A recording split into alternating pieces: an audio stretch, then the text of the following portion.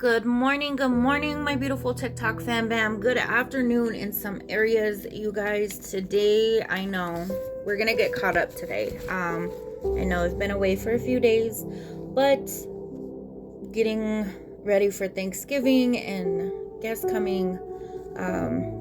Yeah, you know how that goes. So, all right. So today we're going to be reading Psalms 104 through 106. You guys, I pray you guys are blessed beyond measure throughout this holiday season. I truly do. All right, let's dive in. Psalms 104 says, "Let all that I am praise the Lord. O Lord my God, how great are you, or how great you are. You are robed with honor and majesty. You are dressed in a robe of light. You stretch out the starry curtain of the heavens. You lay out the rafters of your home in the rain clouds. You make the clouds your chariot. You ride upon the wings of the wind. The winds are your messengers. Flames of fire are your servants. You placed the world on its foundation so it would never be moved. You clothed the earth with floods of water that covered even the mountains. At your command, the water fled. At the sound of your thunder, it hurried away. Mountains rose and valleys sank to the levels you decreed. Then you set a firm boundary for the seas, so they would never ever again cover the earth. You make springs pour water into the ravines, so streams gush down from the mountains. They provide water for all the animals, and the wild donkeys quench their thirst. The birds nest beside the streams and sing among the branches of the trees. You send rain on the mountains from your heavenly home, and you fill the earth with the fruit of your labor. You cause grass to grow for the livestock and plants for people to use.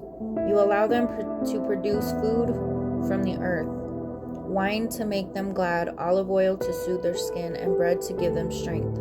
The trees of the Lord are well cared for, the cedars of Lebanon that he planted.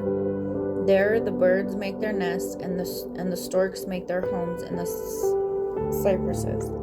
High in the mountains live the wild goats, and the rocks form a refuge for the hyraxes. You made the moon to mark the seasons, and the sun knows when to set. You send the darkness, and it becomes night.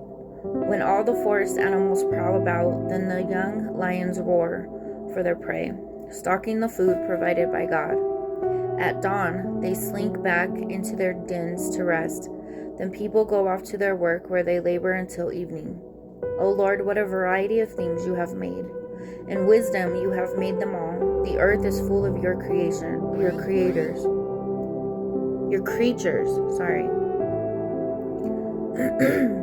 Here is the ocean vast and wide, teeming with life of every kind, both large and small.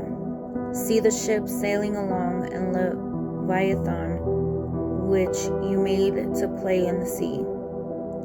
They all depend on you to give them food as they need it. When you supply it, they gather it. You open your hand to feed them, and they are richly satisfied. But if you turn away from them, they panic. When you take away their breath, they die and turn to dust. When you give them your breath, life is created, and you renew the face of the earth. May the glory of the Lord continue forever. The Lord takes pleasure in all he has made. The earth trembles at his glance, the mountains smoke at his touch. I will sing to the Lord as long as I live. I will praise my God to my last breath. May all my thoughts be pleasing to him, for I rejoice in the Lord. Let all the sinners vanish from the face of the earth. Let the wicked disappear forever. Let all that I am praise the Lord. Praise the Lord. Psalms 105. Give thanks to the Lord and proclaim his greatness. Let the whole world know what he has done. Sing to him, yes, sing his praises. Tell everyone about his wonderful deeds. Exult in his holy name. Rejoice, you who worship the Lord. Search for the Lord and for his strength. Continually seek him. Remember the wonders he has performed, his miracles and the rulings he has given. You children of his servant Abraham, you descendants of Jacob, his chosen ones. He is the Lord our God.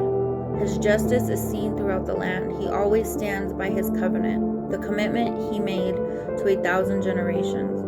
This is the covenant he made with Abraham, and the oath he swore to Isaac. He confirmed it to Jacob as a decree, and to the people of Israel as a never-ending covenant. I will give you the land of Canaan as your special possession. He said this when they were few in number, a tiny group of strangers in Canaan. They wandered from nation to nation, from one kingdom to another, yet he did not let anyone oppress them. He warned kings on their behalf, "Do not touch my chosen people and do not hurt my prophets." He called for a famine on the land of Canaan, cutting off its food supply. Then he sent someone to Egypt ahead of them. Joseph, who was sold as a slave, they bruised his feet with fetters and placed his neck in an iron collar, until the time came to fulfill his dreams. The Lord tested Joseph's character. Then Pharaoh sent for him and set him free. The ruler of the nation opened the prison door. Joseph was put in charge of all the king's household. He became ruler over all the king's possessions. He could instruct the king's aides as he pleased and teach the king's advisors. Then Israel arrived in Egypt. Jacob lived as a foreigner in the land of Ham, and the Lord multiplied the people of Israel until they became too mighty for their enemies. Excuse me.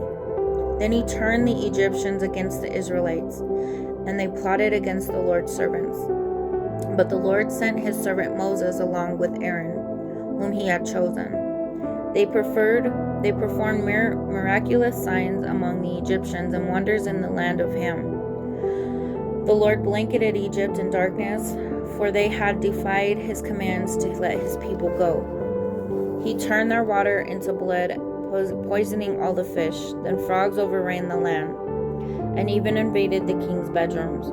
When the Lord spoke, flies descended on the Egyptians, and gnats swarmed across Egypt. He sent them hail instead of rain, and lightning flashed over the land. He ruined their grapevines and fig trees and shattered all the trees.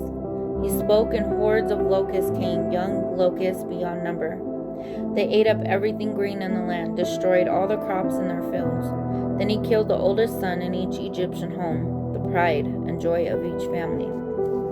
The Lord brought his people out of Egypt, loaded with silver and gold, and not one among the tribes of Israel even stumbled.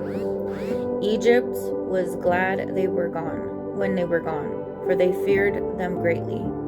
The Lord spread a cloud above them as a covering, and gave them a great fire to light the darkness. They asked for meat, and he sent them quail. Excuse me, sorry. He satisfied their hunger with manna, bread from heaven. He split open a rock, and water gushed out, to form a river through the dry wasteland. For he remembered his sacred promise to his servant Abraham. So he brought his people out of Egypt with joy, his chosen ones with rejoicing. He gave his people the lands of a pagan nations, and they harvested crops that others had planted. All this happened so they would follow his decrees and obey the instructions. Praise the Lord. You guys, I'm going to make a part 2. I'll see you guys in the next one.